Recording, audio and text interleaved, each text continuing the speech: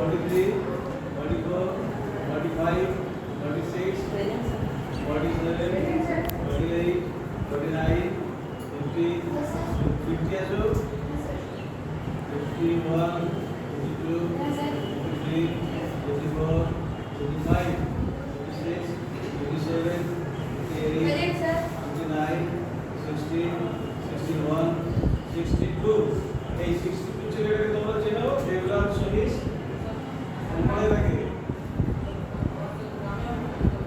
একবারই আছে 63, 64, 65, 67, 67, 68, 69, 68 এগুলো ফিগার করতে না Muhammad Raya 70, 71, 72, 73, 73 এর আসেনি অভিজিৎ মোহন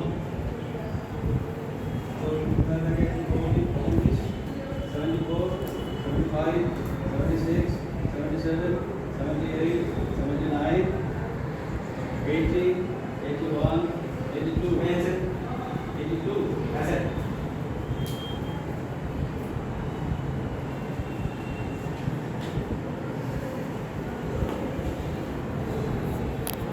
তোমাদের এই প্রথম পিরিয়ডে ইতিহাস তাই তো আমাদের ক্লাস টিচারকে অলক বেগম বাবু তাই তো অলক বেগম বাবু আজকে আমাদের ক্লাস নিতে বিনাই করেছে সেটার কারণটা আমি তোমাদের বলবো না সেটা অ্যাডমিনিস্ট্রেটিভ ম্যাটার আছে আমি তোমাদের ক্লাসে এসেছি তিনি ডিনাই করেছেন বলে আমি তোমাদের আজকে ইতিহাস একটু শুনবো তোমরা ইতিহাসে কেমন পড়ছো সেটাই বলে আমি এমনিতে ইংরেজি পড়াই তোমরা জানো যেহেতু ইতিহাসের ক্লাস এটা আমি আজকে তোমাদের ইতিহাস তোমরা কেমন শিখছো জানছো সেই বিষয়ে একটু দেখি আমাকে বলি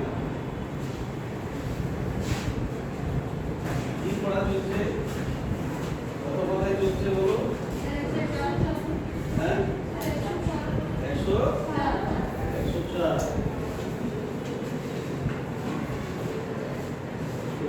ভারতীয় বাণিজ্যের জগৎ হ্যাঁ 104 বাণিজ্য হ্যাঁ আচ্ছা ভারতের বাণিজ্য তোমরা বাণিজ্য বলতে কি বোঝো বলো দেখি ব্যবসা ব্যবসা ব্যবসা অন্তর্দেশীয় ব্যবসা হয় আবার বহির্দেশীয় হয় যেটাকে ইন্টারন্যাশনাল ট্রেড এন্ড কমার্স বলা হয় বাণিজ্য অন্তর্দেশীয় ব্যবসা আমরা প্রত্যেক জীবনে দেখছি আমরা যখন বাজারে কিছু কেনাকাটা করতে যাই বা আমরা লোকাল বাজারে নিয়ে গিয়ে হয়তো ঘুরে কোথাও যাই এই অন্তর্দেশীয় ব্যবসা অন্তর্দেশীয় বাণিজ্য আমরা যে কমোডিটিসগুলো কিনি বাজার থেকে সেগুলো তো কোনো জায়গায় তৈরি হচ্ছে তৈরি হওয়ার পরে সেইটা যারা তৈরি করছে যারা প্রডিউসার তাদের কাছ থেকে ব্যবসায়ীরা কিনে নিচ্ছে তাই তো যারা কম করে কিনছে একদম সেরকম ব্যবসায়ী আছে কেউ আবার বেশি করে কিনছেন স্টক করছেন হোল্ডিং করছেন তারা বড় ব্যবসায়ী এবং আমাদের কনজিউমারের কাছে সেটা পৌঁছে যাচ্ছে বিভিন্ন হাত ঘুরে তাই তো এইটা অন্তর্দেশীয় ব্যবসা এবারে বহির্দেশীয় বা ইন্টারন্যাশনাল যে কমার্স ট্রেড এটা কেন দরকার তার কারণ হচ্ছে কি আমাদের দেশে বা যে কোনো দেশে আমাদের যা যা লাগে আমাদের দেশীয় সার্বিক উন্নয়নের জন্য আমাদের খাদ্যহীন প্রয়োজনের জন্য যা যা কোনো লাগে সবগুলো কিন্তু আমরা আমাদের দেশে সেগুলো তৈরি করি কোথাও ভাই এমন অনেক জিনিস আছে কলকারখানায় ব্যবহৃত কাঁচামালি হলো আমাদের খাদ্যদ্রব্যই বলো বিজ্ঞানের বিভিন্ন উপাদান বলো সব কিছুই কিন্তু আমাদের দেশে তৈরি হয় কোনো দেশেই তৈরি হয় না তাহলে স্বাভাবিকভাবেই দেশের উন্নয়নের ধারাকে বজায় রাখার জন্য আমাদের নিত্য প্রয়োজনীয় জিনিসগুলো পাওয়ার পক্ষে আর বিভিন্ন দেশ থেকে যেখানে সেগুলো সহজলভ্য যেখানে কম দাম বিভিন্ন দেশ থেকে আমরা সেগুলো পাই এর আমাদের দেশের যারা ব্যবসায়ী রয়েছেন বা কিছু কিছু রাষ্ট্রীয় উদ্যোগ পায় বিভিন্ন দেশ থেকে সেগুলো কিনে আনা, তাই তো?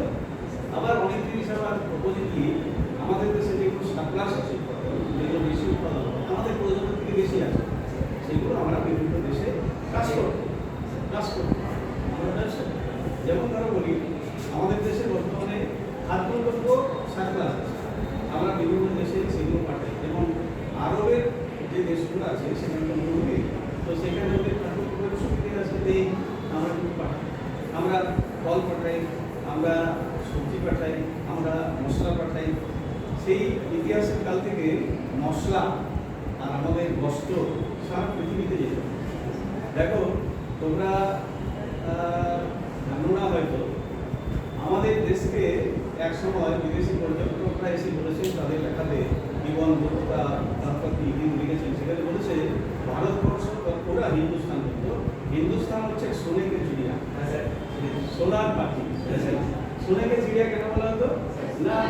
তিনি দেখেছেন রাস্তার দুধারে যেমন সবজিওয়ালা সবজি বিক্রি করে, এখন আমরা দেখি না রাস্তার দুধারে সোনা রূপা চাঁদি বিক্রি, রাস্তার দুধারে এখন হবে। তাহলে এত সোনা করতে গেল, আমাদের ভারতবর্ষে তো সোনা বেশি নেই, তাহলে এলো কিভাবে না? ওই ব্যবসায়ীরা যারা আমাদের দেশে বিশেষ করে দক্ষিণ ভারতীয় যারা ব্যবসা করতো, এই যে মশলা, পোশাক, বস্ত্র, পোশাক ওগুলো আর আফ্রিকার দেশগুলোতে নিয়ে, আর আফ্রিকাতে আমরা জানি প্রচুর সোনা উৎপন্ন হয়, দক্ষিণ আফ্রিকা আমরা জানি। তাহলে এরা কি করতো তখনকার দিনে? তো এত টাকা পয়সা নয়, এক্সচেঞ্জ আমরা দিলাম মশলা, ওরা তার আগে করবে সোনা দিল। এখনো সারা ভারতবর্ষে মন্দিরগুলো সোনায় ভরে আছে। আমাদের দেশে একটা মন্দির ছিল, সেটা হচ্ছে যে সোমনাথ মন্দির, গুজরাটে। তো নাদির শাহ মাহমুদ ওরা 17 বার লুণ্ঠন করেছিল, ভেঙে দিয়েছিল। কিটা হবে? ওই সোনাটা। আমাদের এখনো একটা সংস্কার আছে, ধর্মীয় বিশ্বাস, যে আমাদের যদি একটু বাড়তি কিছু হয়, আমি আমার যে আরাধ্য দেবতা বা দেবী, আমি তাকে একটু সোনার কিছু দিই, আছে না? তাহলে ভারতীয়রা চিরকাল এরকম করেছে, এটাই তাদের বিশ্বাস। তো সোনা এই জন্য মন্দিরগুলোতে জড়ো হতো, আর বিদেশি আক্রমণকারীরা মন্দিরগুলো ধ্বংস করতে এই জন্য লুটপাট করতো ওই সোনাটা। কেমন? তাহলে আমাদের অনেক জিনিস এখন বিদেশে রয়েছে,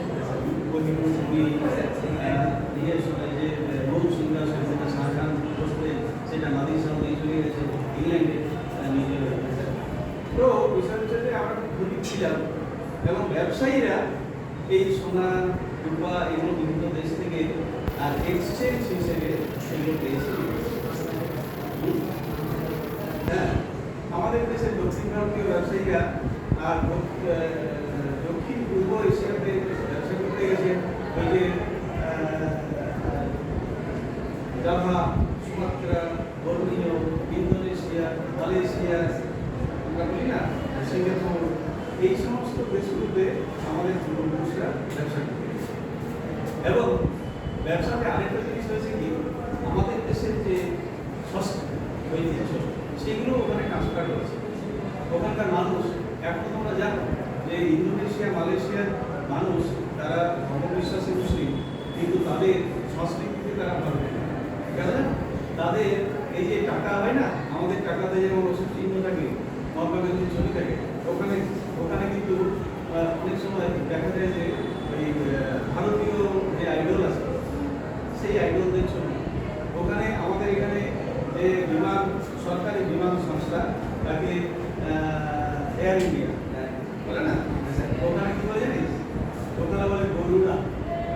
গরুর বলে রামায়ণের যে গরুটা আছে না, সেই গরু, ওখানে বলে গরু। আমাদের এখানে যখন পার্লামেন্টে যে অধিবেশন বসে, সেখানে আমাদের জাতীয় সঙ্গীত হয়, আচ্ছা রাষ্ট্রগীত হয়, জাতীয় সৌত্র হয়। ওখানে কি হয় জানিস?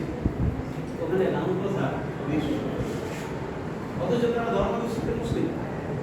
রামকথা দিয়ে শুরু হয়, অধিবেশন শুরু হয় পার্লামেন্ট। তাহলে দুটো জিনিস হয়েছে, বিদেশ থেকে মূল্যবান জিনিস ব্যবসায়ীরা আমাদের দেশে এনেছেন। আর কি করেছেন? আমাদের সভ্যতা, আমাদের ভারতের সভ্যতা, প্রাচীন সভ্যতা, তার যে বিশ্বাস, তার যে সম্পদ, সমস্ত কিছু আর বিদেশে গেছে।